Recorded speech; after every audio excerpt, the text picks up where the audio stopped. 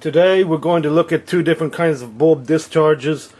Here's the full screen deflection at 2 volts per division from the toroids again.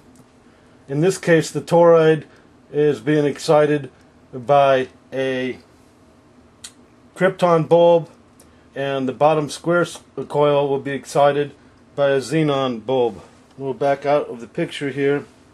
This is with no loads on either end of the bulb.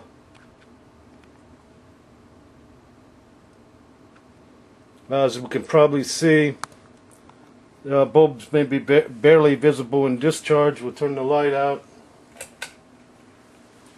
And that's what we're getting on the one-ended pickup. It looks like we can see the bulbs. And we put it back up to 5 volts full deflection. Okay, now we're going to go to a new subject. You got everything. No, we're going to go and show what we're going to do here. We got an assistant here, Jack Zupanzik. He's going to film today. And he's going to take over the camera from here. This is our new midpoint open circuit gap.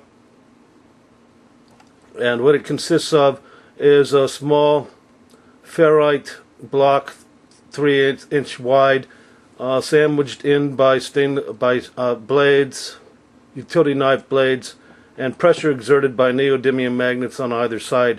Actually, the neodymium on this example goes on the inside. It touches the ferrite, and we're going to hook that up real quick now and give Jack the camera.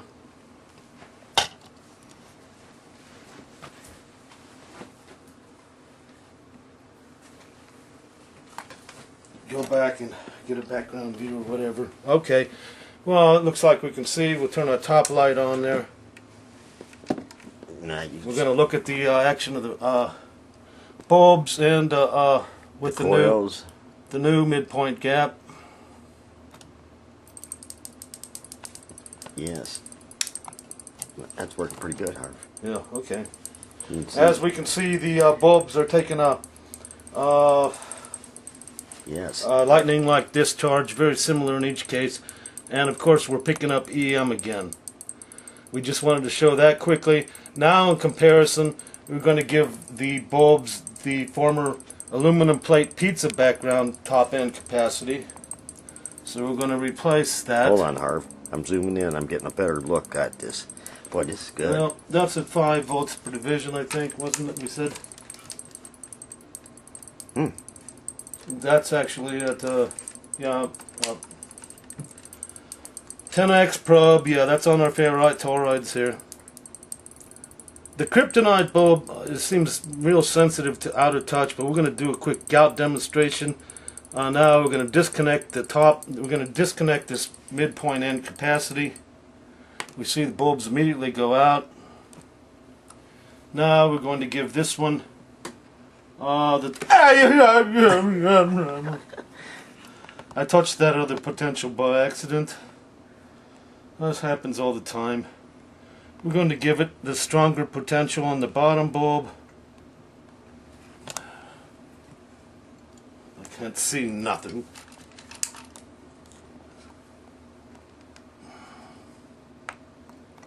Okay, now that's connected to the bottom bulb. We're going to give this the connection to the top bulb. I am not prepared.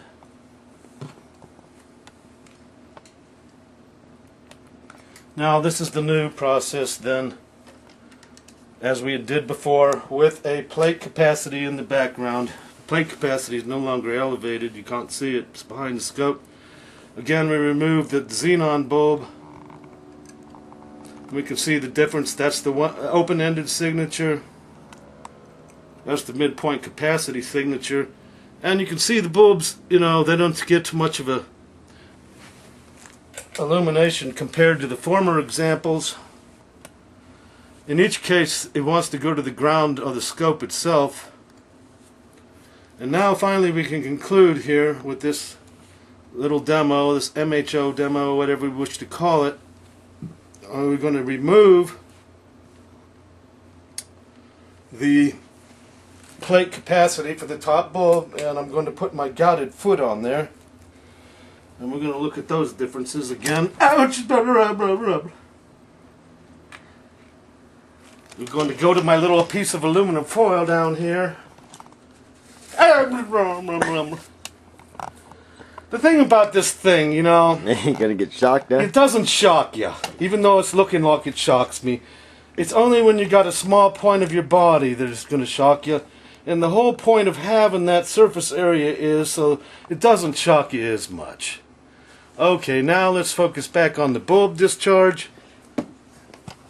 I'm making a terrible example of it because I shocked myself quite a few times already. Yes, you have. But, okay. There's this, the bulb discharge here. As we can see, it's pretty sensitive to ground now. It's got a plate right next to the ground. We're going to turn the light out. And I'm going to put my foot on the plate. On her. See that? Isn't that very magnificent looking? And let me tell you, Yeah. it feels good with me gout. I can feel it vibrating in me toes. Focus on the bulb discharge, Jack. Get a good shot of that going through the toroid. Now here's removing. Here's... Whoa. Oh, it's, yes, it's just way up there. See there, hey. And I was at first hesitant to be taking any kind of this treatment. Because I really don't know if it's any good for me, because gout is crystallization of uric acid in your joints of your body, and I don't know, with the resonance, it might cause further crystallization instead of dissipating the crystallization. But I thought the audience would be amused to see the kryptonite or the Krypton bulb gout treatment. That's the end, Jack. Okay. Just shut this. Right there.